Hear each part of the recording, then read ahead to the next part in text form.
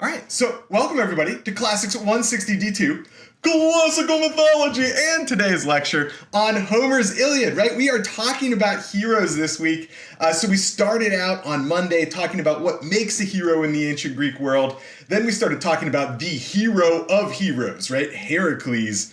And then on Wednesday, we were talking a little bit about Theseus, how he parallels Heracles in a number of ways, and yet how he's also different, right? He's a particularly kind of Athenian hero compared to this kind of pan-Hellenic version of a hero that we have in Heracles. So here is what we got for today. We are going to start with a little recap from last time. TAs, I will try my best not to go on, but these things happen. Colin's going to talk a little bit about midterm essays and maybe about how to tie a bow tie. I do not know how to tie a bow tie, so I don't know. Maybe you can teach an old dog new tricks. Then Julianne is going to talk a little bit about the final draft of the research proposal, kind of now that you're through the first draft and you're through the midterm. That's one of the things that we're looking towards over the next few weeks. And then for the last part of today's class, we're going to talk about Achilles and we'll talk about the Iliad. So Darcy will talk about young Achilles, Matt's going to talk about the Iliad more broadly, and then Katie will talk about the role of Achilles in that epic. So a few announcements to begin with. You guys know the basic ones, right? Put it in speaker view. You can see me. You can see the text. You can see everything important. If you have questions, email somebody who's not talking because it's difficult. And I think, one of my worst characteristics is multitasking. I'm just terrible at it. Anyway, we have got grades for the midterms. They're already in the process of being graded. Those will be finished off by Sunday. Sunday night, I will take a look at the distribution of grades, and if anything needs to happen, I will make that happen. Now, other announcements. Next week, we are doing asynchronous classes, okay? So there's still stuff you have to do, but you have the flexibility to do this whenever you want. My hope here is that we can kind of use it as a week to recharge and make a strong push prior to the end of the semester. So I don't know, maybe watch all the lectures on Monday, do your assignment on Monday and just have it done with. Or maybe just don't do anything until Thursday night and do it all Thursday night.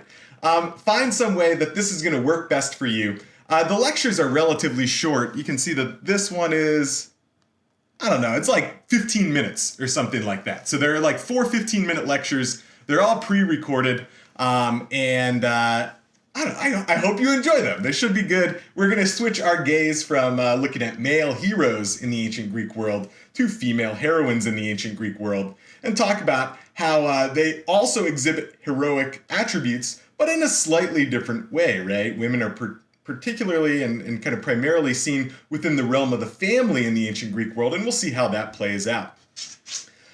So yeah, whenever you want to do those, I've already given everybody attendance for next week, so you've got your attendance scores. You should be good to go there. Also, these lectures, if you enjoy the lectures, they're very similar to the ones in the pyramids and mummies class that I'm teaching over the winter. It starts in a little less than 2 months. You can register for those pretty soon. Outside of mythology, these are the 2 classes I'm teaching. So if you need a 150 tier 1 class, check out Pyramids and Mummies. It's a lot of fun, very similar to kind of the lectures that you'll see next week. If you need a tier 2 Gen Ed course, then check out Ancient Athletics. Somebody said they already took Ancient Athletics with me, so I guess you can't do that again. But you can take Pyramids and Mummies. But Ancient Athletics is a lot of fun too. Imagine it's something like Sports Center, but for the ancient world. Those classes, the way they're going to work is they're going to be condensed into 3.5 weeks. You're going to have due dates once or twice a week, but outside of that, they're totally online and you can do it whenever you want to do it. So yeah, that's the plan. Check them out. Registrations should start in 10 days a week. You should be able to find it all in your shopping cart. And if you have any questions, feel free to email me. All right, so with that, let's turn our eyes towards the recap, right? We were talking about Theseus on Wednesday and how he kind of parallels Heracles. And one of the ways that he does parallel Heracles is that he goes on this series of kind of adventures accomplishing these particular labors. And this is as he makes this trip from the place he was born in Trojan back to Athens. And along the way, he defeats 6 kind of underworld guardian bandits, each of which is guarding some entrance to the underworld.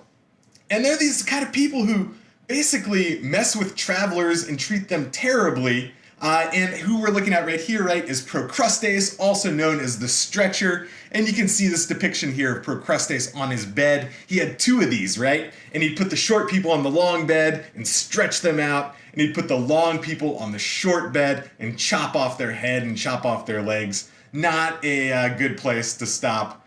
He probably didn't get great reviews on Yelp. But Theseus was here to save the day, and he puts Procrustes on the bed and chops off his feet and chops off his head and saves the day for travelers and passersby along the road. Then when he gets to Athens, right, eventually he is able to head down to the island of Crete, right, to do battle with the Minotaur. At this point in time, Athens is sending 7 boys and 7 girls into the palace of King Minos, into the labyrinth as basically food for the Minotaur. And Theseus decides he's going to put a stop to it, right? The daughter of King Minos, Ariadne, gives him this silver thread that he unravels as he makes his way towards the center of the labyrinth. After killing the Minotaur, he's able to rewind the thread to find his way out. And then him and Ariadne take a nice little trip to the island of Naxos. But one of the cool things here, right, is that we actually have archaeological evidence for the type of palace that Theseus, if he was a real person, would have gone to, right? And so we're looking at the Palace of Knossos in the kind of top center of the island of Crete, a Bronze Age palace. And when you look at it from an aerial view, you can see why it kind of gets this labyrinth type association with it, right? So you can see the storerooms here. It very much looks like a labyrinth, even more so when you look at it in plan view here, right? Now, afterwards, right, so Theseus heads off with Ariadne. I would have thought they would have a beautiful life together on the island of Naxos, but eventually Theseus is like, nah, I'm out of here, see you later. But to Theseus' demise, he forgets to put up the white sail on his way back. And when his dad, King Achilles, sees him, he thinks his son has died, and he plunges himself off the top of a cliff into the sea, thus, well, killing himself, but at least giving us the Aegean Sea, one of the most beautiful seas in all the world. You got to get out there and check it out sometime. Now, that is the story of Theseus. That's where we will leave it. I will go ahead and pass it on to Colin now, if you would like to talk about some essays. One other thing on the midterm front. So I got a couple of emails about like, oh, could we like see the questions we missed? That sort of thing. Colin will talk about some general feedback on the essays. I've tried to set the thing in D2L so that you can go in and at least see the questions that you missed, even if it doesn't give you the correct answer. You can go look that up. So I've tried to set that up. I'm going to leave that the way it is until Sunday night, so take some time over the next couple days to check it out. If it doesn't work, it's D2L's fault, and write them angry emails. Don't actually write them angry emails. I'm sure they're very nice people, but I've tried my best to get it to work. Hopefully it does. You can check it out. But anyway, Colin, the stage is yours. Alrighty, thank you, Dr. Rob. All right, so, Julianne's pulling up our slideshow for us today. Awesome. So we have, when we're talking about the Iliad, it's a Troy story. Okay. Yeah. Throwing some memes at y'all. We love it. We are here for it. Okay, so getting into the midterm, just a little bit about how to go about doing the multiple choice section, and we'll get into the essay a little bit. The other TAs and I were talking, and few people reached out to us for help about how to go about doing the midterm. That's totally fine. You don't have to. But remember, we are here for you, and we really want to help if you're not sure of like how to write the essay or like how to study for an exam like this. So with that in mind, shoot us an email. We'd love to talk about this kind of stuff. So most people for the multiple choice section, got between about a 40 and a 48, which was, pretty good. So that means you missed between 1 and 5 questions.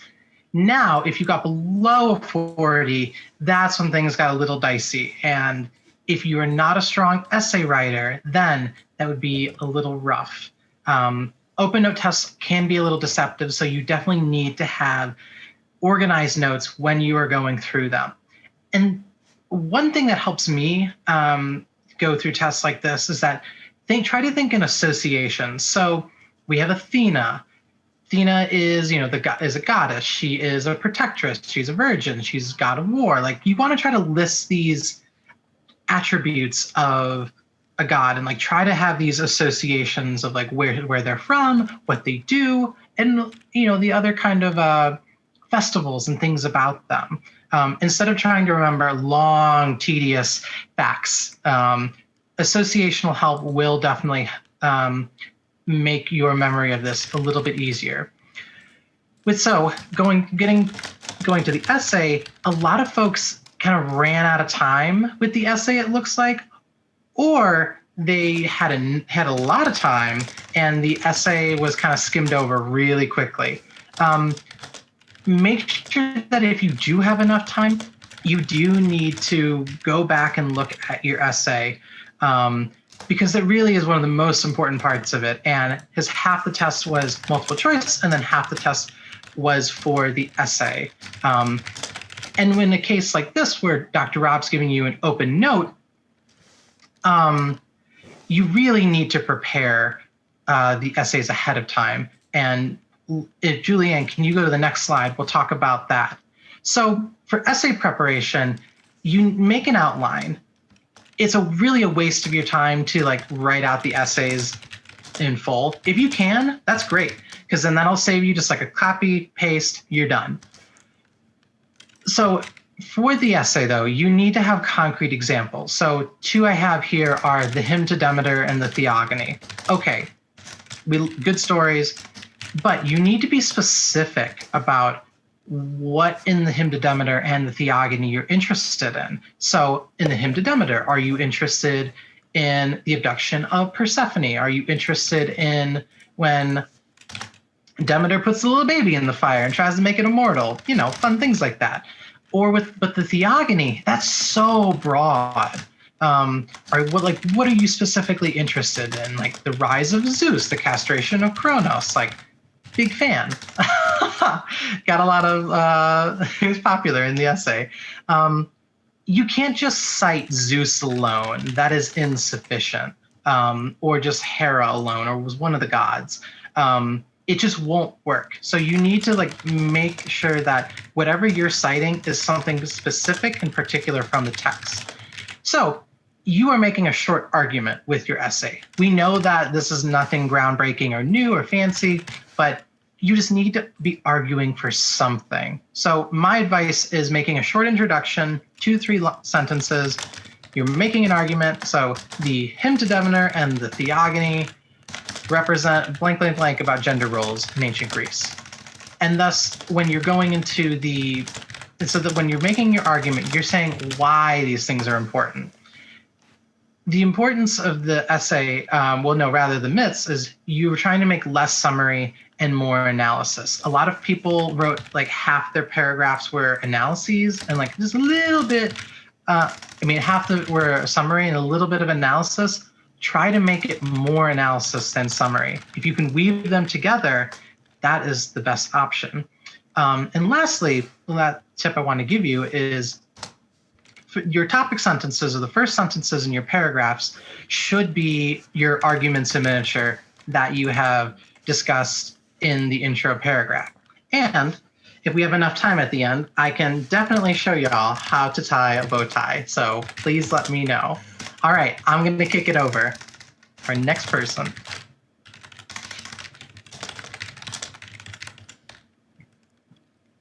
Okay, hello. Sorry, I struggled to unmute myself, but it's fine. We're moving on. Okay.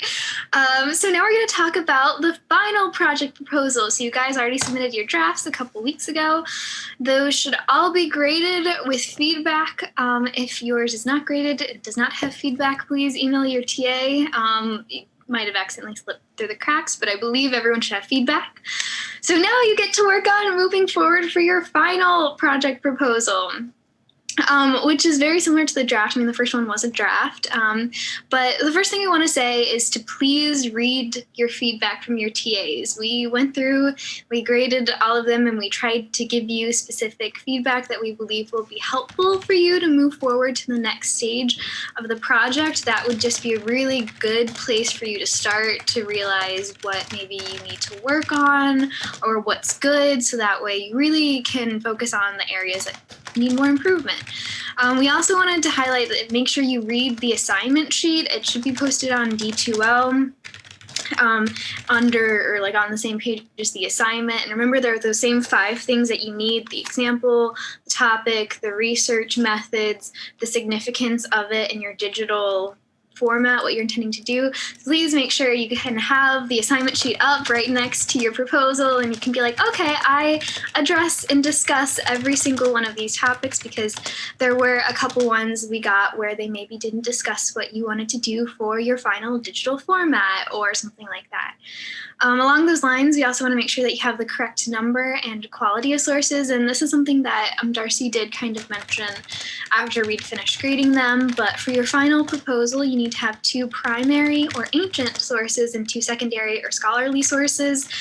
So by primary sources, we don't mean the sources that are most important for your research. We mean ancient sources like Hesiod's Theogony or a Homeric hymn, something that's the ancient sources. It could be something we talked about in class. It could be something that you found outside of class that is still an ancient source.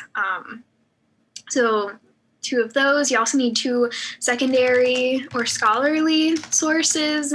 Again, we've kind of mentioned this a couple times, but these should be more like scholarly articles or essays, book chapters, something along those lines, not necessarily websites like something on Weebly or classicalmythology.com. I don't know if that's a website, but it sounds like something that'd be a real website.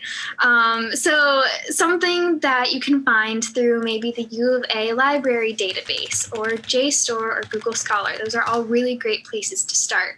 Additionally, the Oxford Classical Dictionary is a good place to start, but the entry itself shouldn't be one of your sources. They have a bibliography at the end that you can go and look at and find like other scholarship that's published on it. So you want to make sure you have the right number and quality, but also for the draft, you just kind of had to mention which sources you were using that you thought might be helpful. But now for the final proposal, we want you to actually engage with the sources. Now you should have read them pretty thoroughly. You should be able to discuss kind of where scholarship is, or at least the bits of scholarship that you have read. Do they agree with each other? Do they disagree with each other? If so, how? Why? You should really be able to kind of situate your topic within the bounds of other previous scholarship. So again, it's important that your secondary sources are scholarly, because it'd be a bit difficult to do that with just some sort of website. It wouldn't have the same type of analysis.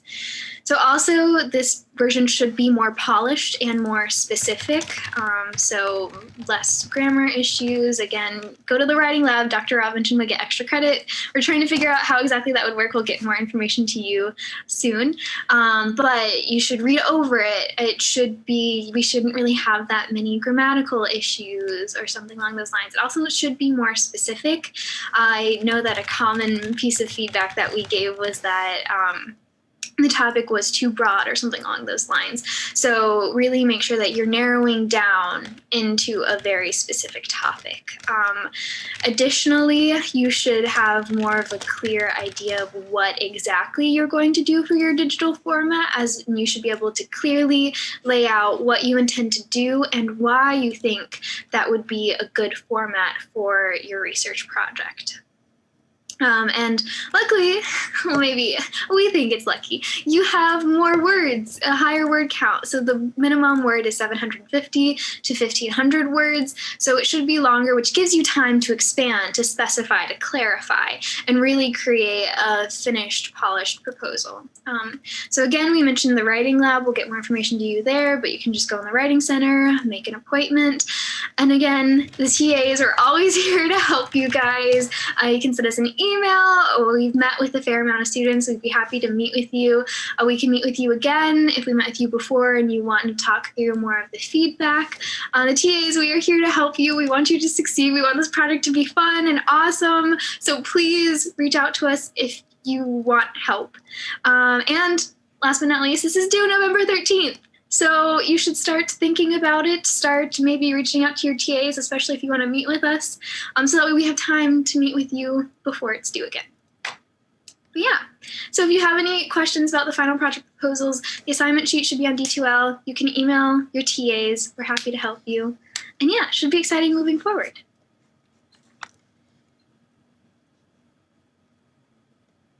And now we have Darcy, I believe. Awesome. Okay, thanks, Julia. So our reading assignment today was on the Iliad, and it mostly talks about Achilles. So I thought maybe briefly we could cover the life of young Achilles. So his name itself means grief to the army. It's a Mycenaean name originally, and it's not really clear if it means grief to their army or grief to his army, as we kind of saw when we went through the reading. He was the king of Phthia, which is in northwest Thessaly. If you kind of look at the red arrow on the northern part of that map, that's around the area where Achilles is from. And he inherited the title of king from his father. So Achilles was the son of the sea nymph Thetis and the mortal king Peleus. Now, we already kind of talked a little bit about the prophecy that was disclosed to Zeus by Prometheus, saying that whoever was the son of Thetis would be greater than his father.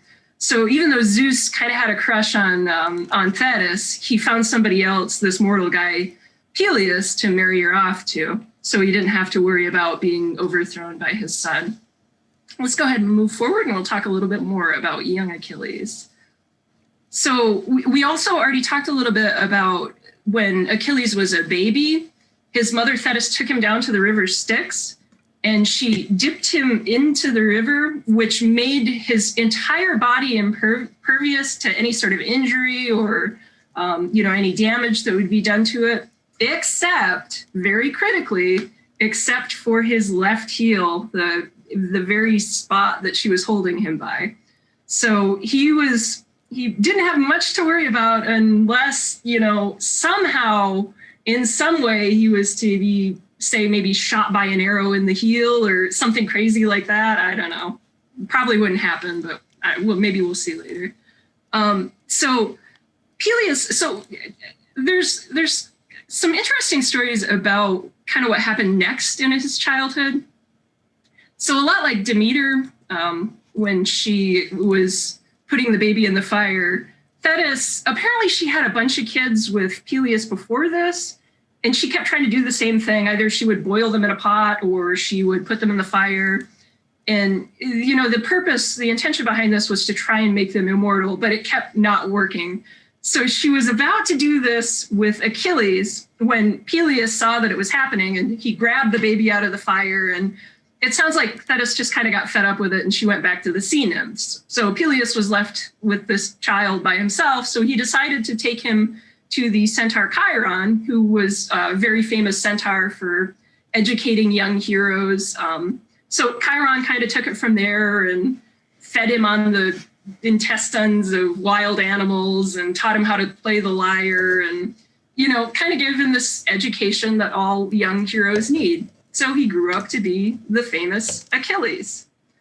Let's go ahead and move on to the next slide.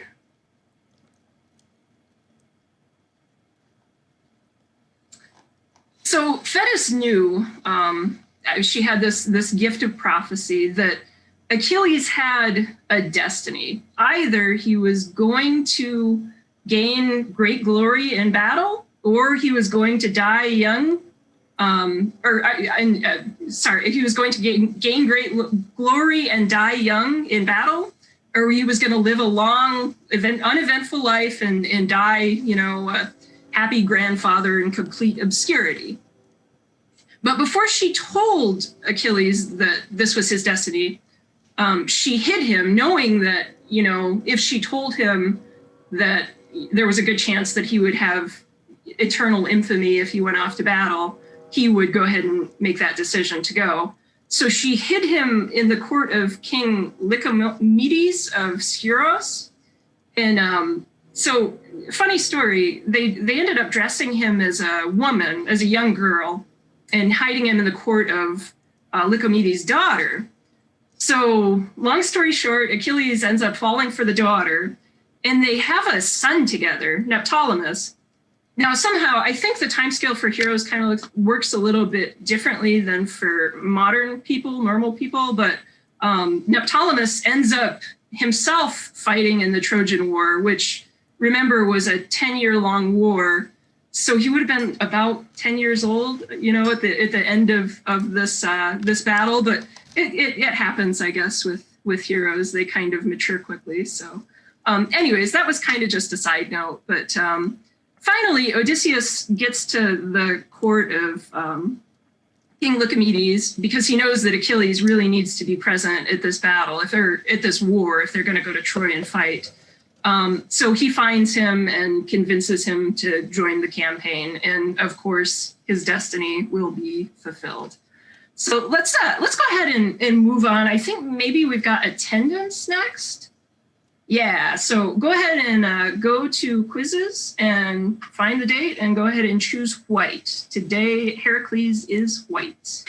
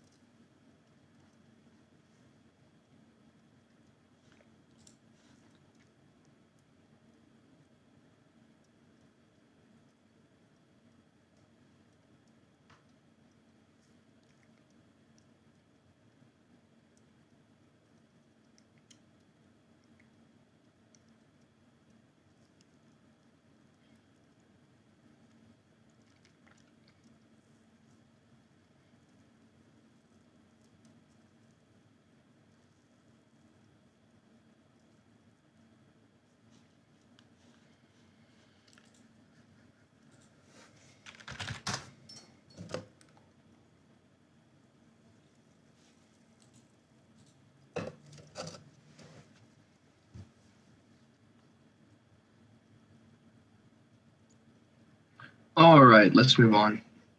So I'm going to be talking about the Iliad, kind of overall, its origins, and what happens in the book aside from Achilles. So first of all, the Iliad and the Odyssey, two of the most famous works in the world, especially Western society, written by Homer. Now, there's a big question about Homer. Was he real? Was he not?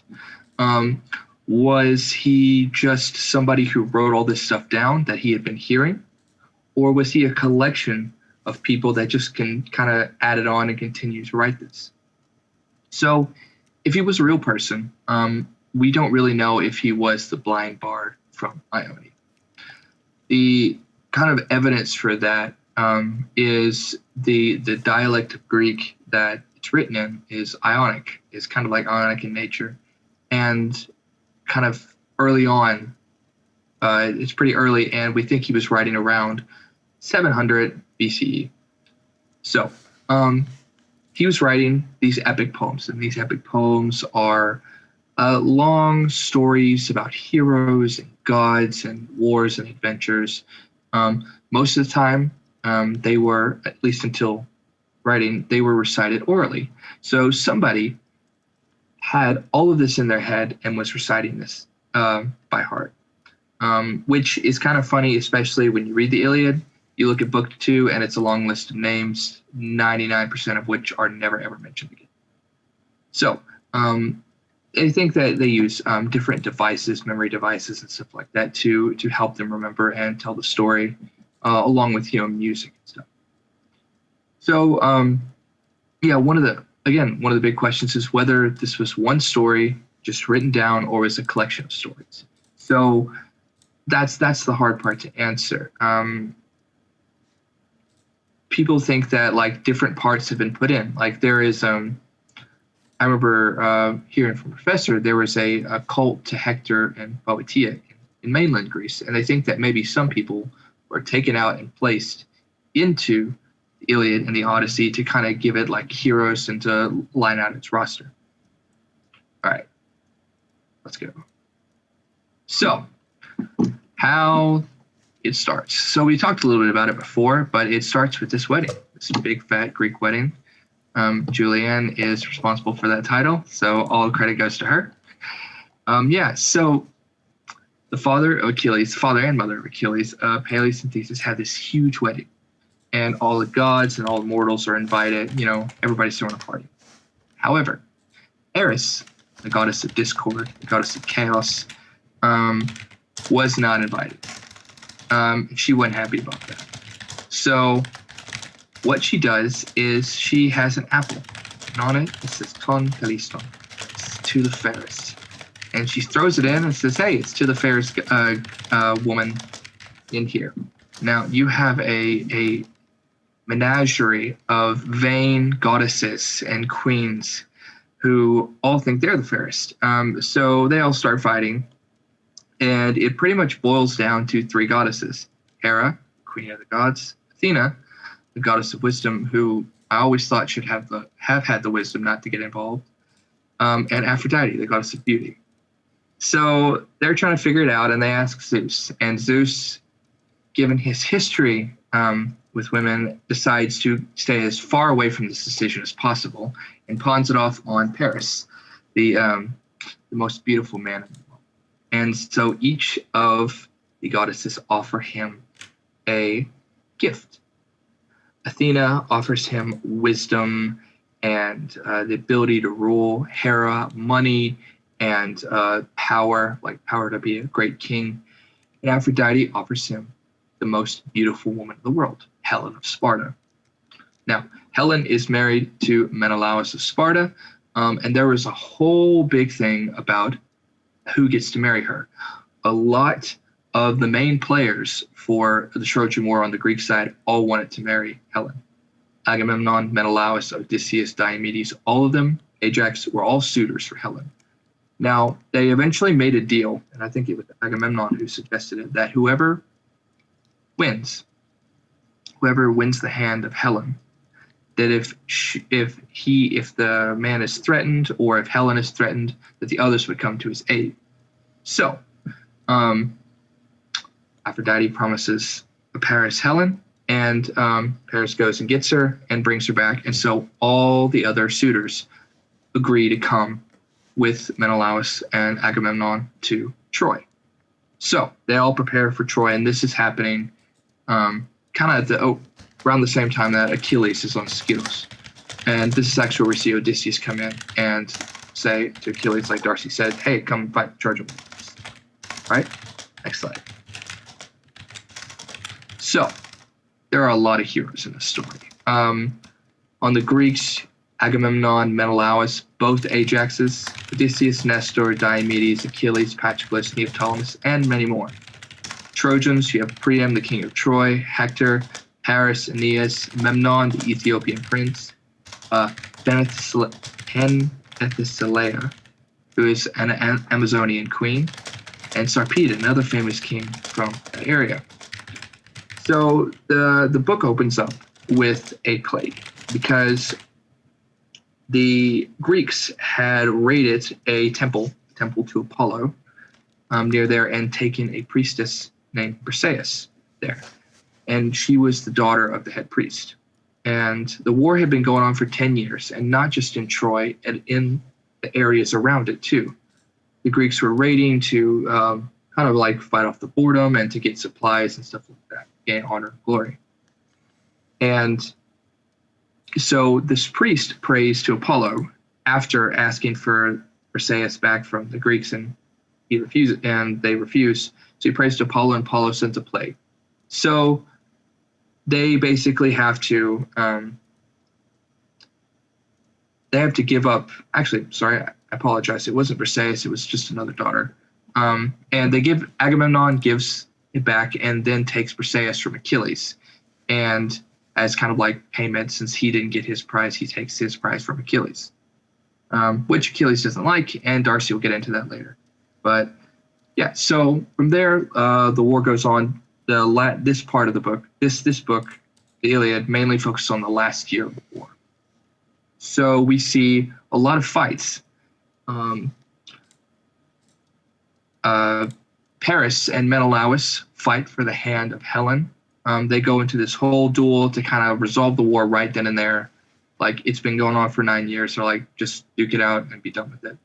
So Menelaus is a lot better fighter, and he is easily overcoming Paris. But then before he gets killed, Aphrodite whisks away Paris and takes him to Helen and says, "Do your thing." So that kind of brings it to a good point. It's like, what's happening with the gods? Now, the gods are divided here. Some are on the Trojan side, some are on the Greek side, and they're all fighting over everybody. Gods are buffing and debuffing different heroes, giving them power, giving them strength, sending plagues, rising the tide, setting fires, anything they can do to mess with them. And there's a whole battle going on in the heavens as well. At one point, Hera gets Zeus drunk and sleeps with him, so he doesn't see Poseidon buffing the Greeks, because at one point he's like, everybody stop doing things. Another big one is Athena. She buffs a hero from Argos, the king of Argos, Diomedes, and sends him on what's called an Aristeia. And it's this huge fight, and he basically just wrecks everybody. Hundreds of Trojans fall at his blade, kills famous Trojan prince.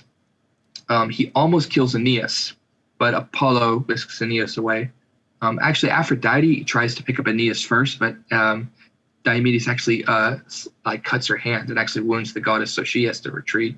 And then Apollo comes in there and takes Aeneas, and Diomedes starts to go at it, but then I think realizes that he'd probably be vaporized. So yeah, and another big part of this Aristeia is that Athena told him not to fight a god or a goddess. And on the battlefield, he sees Ares, and he's kind of backing away, but Athena comes down and says, "No, fight Ares right then and there." And he does, and he beats Ares, and Ares runs back to Zeus and kind of hit on the notch of the belt of Ares, the god of war. But yeah, so this eventually ends, and Diomedes goes back to the Greek camp, inflicting these massive casualties. Later on, we see Hector fight Ajax. So these two titans of the Trojan and the Greeks wage this huge war. They fight all day until nightfall. Hector is unable to break the shield of Ajax, but Ajax manages to wound Hector. So they kind of call it Apollo comes in and calls it a draw, and they kind of trade some things. Ajax gives Hector a belt. Hector gives him a sword, which Ajax will later kill himself with. But yeah, so another thing that's happening kind of this time, so Achilles is not fighting. It's just the Greeks on their own fighting.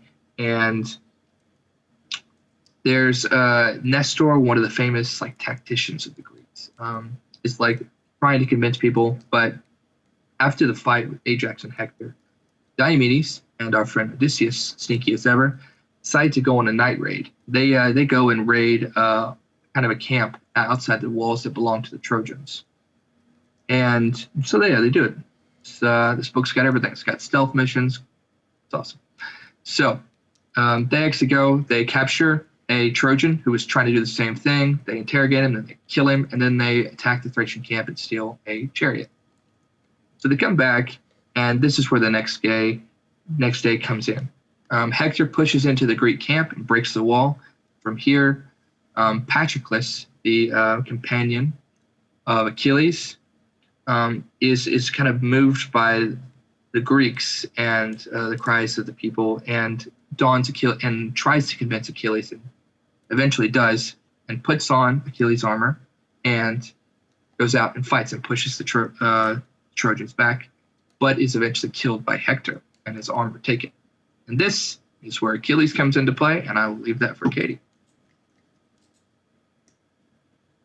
Oh, sorry, I totally forgot about this. So yeah, is Troy real? That's the question. We did find Troy. Heinrich Schliemann, along with other people, found what we think is Troy. It's a city in modern-day Turkey. There are tons of them. There's several layers on top of each other in this area. And Schliemann, who used the Iliad, dug his way and found these various layers. Now, he was kind of sloppy about it and just dug straight down to Troy, what's called Troy 2, which he thought was the Troy of the Iliad. He destroyed a good bit of archaeological data. But later on, other archaeologists would come in and they would look and see at the different layers. I think Troy 6, which existed about 12th century BCE, right before the Mycenaean collapse, had large walls, presence of a citadel, burning, and evidence of warfare. So we think this is Troy 6. There's also evidence of a war or Troy in accounts with the Hittites, who lived kind of nearby, though there's not as much trade as we'd like to see between the two kingdoms in the archaeological evidence.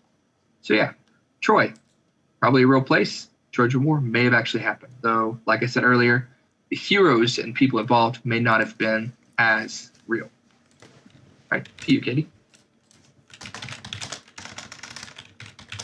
All right, let's talk about Achilles in the Iliad. If I sound a little weird, I apologize. I am wearing vampire teeth, so please bear with me. So the section of this story of the Trojan War that we have in the Iliad is very much focused on Achilles' role in the war. It actually starts with a line in the Greek that says, "Sing, goddess, the accursed wrath of Achilles, son of Peleus, which laid down countless Greeks for the Achaeans." And the Achaeans are the Greeks. So just right from the get-go, we see that Achilles is going to be just a major player and a huge factor in sort of the end of the war. The Iliad does take place towards the end of the Trojan War. It doesn't actually lead up to the end, and we will talk about that in a moment. But first, let's talk about why Achilles is so important. So as Matt was saying, Agamemnon does come and take Briseis from Achilles because his own war prize, so to speak, has been taken from him, and he's butthurt about it. So he decides that he needs to have Achilles' prize. Achilles isn't happy about this, but he agrees to hand her over, and then is like, well, if you're going to take her, then I'm just not going to help you fight. So good luck with that. I'm a good warrior, and you need me, but whatever, you can do what you want. And he also prays to his mother Thetis to go and convince Zeus to help the Trojans so that everybody sees how valuable Achilles is. And Agamemnon will have to sort of swallow his pride and come crawling back to him to beg him to fight. So the Greeks start to get overwhelmed, and this other character who's involved, Nestor, tells Agamemnon, you got to make things up to Achilles. Like, we're going to die. Everyone's going to get killed. You need to fix this situation. So he sends Odysseus and some other people with some gifts and Briseis to return her and be like, okay, I'm sorry. You can have her back. Everything is fine. And Achilles is like, no, that's not good enough. I'm not going to come back even with all of this. And so the Greeks start getting pushed back to the beaches. And as Matt was saying, Patroclus gets involved, and he's like, okay, well, I'm Like, I'm going to take the troops, and he puts on Achilles' armor, and he's disguised as Achilles, and he goes in, and he like starts fighting a bunch of people, and he gets killed by Hector because he wasn't actually Achilles and was not as good a fighter. Go on to the next slide. So Achilles is absolutely enraged by this, as you might be when somebody kills your friend or your lover, depending on whatever account you're reading about this. He goes to Thetis, and Thetis is like, okay, here's some armor. I got it from Hephaestus. If you're going to fight, then you need the best tools to do so.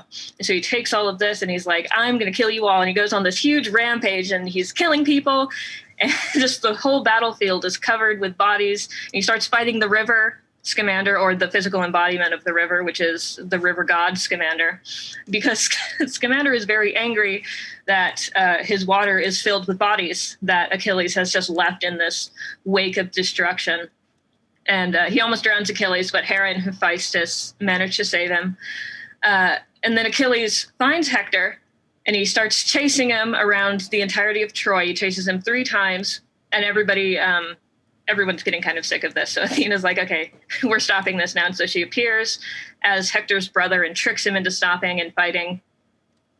And so Achilles kills Hector because he's a better fighter, and Hector doesn't actually have any backup. And then Hector, with his dying breath, is like, please show my body respect. Achilles refuses to do that. He ties him by his ankles to his chariot and just rides off across the battlefield. And he goes to like host these funeral games for Patroclus. And eventually King Priam of Troy, Hector's father, sneaks into his tent and begs for the return of his son's body, which Achilles agrees to grant, and a truce is declared for the entire duration of that funeral, which is going to be about 10 days. And then that's where the Iliad ends. It just cuts right off before Hector's funeral. And yeah, since we have like a short minute, I want to ask you guys, what do you think about this part of the narrative? Like, was this a good story choice for Homer to just choose this specific part of the Iliad and then just cut it off right before the funeral games? What do you guys think? And I'm wearing vampire teeth in honor of Halloween, obviously. It is spooky season, and it's important to be festive.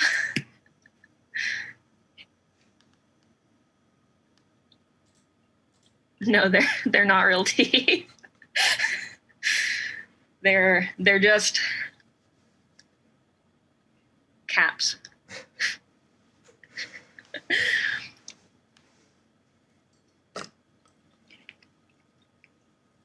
All right, so I'm getting anticlimactic.